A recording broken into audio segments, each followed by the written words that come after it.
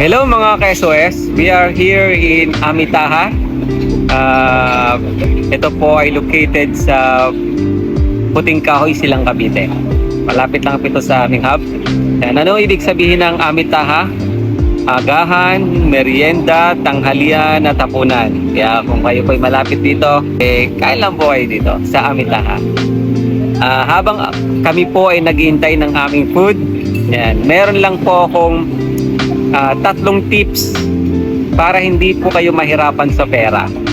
Una, wag po kayong mangutang. Pag kailangan nyo po, manghiram lang po kayo. Ano po ba ang pagkakaiba ng utang at ng hiram? Ang utang po, nagkakaroon po ng amnesya ang isang tao. Ang hiram, ito po ay sinasauli.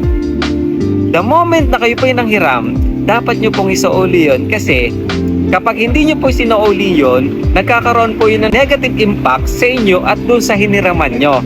Kaya wag po kayo mangungutang, manghiram lang po kayo. Padalawa, wag po kayo mag-overspending kasi baka mas malaki pa yung gastos nyo sa kinikita nyo.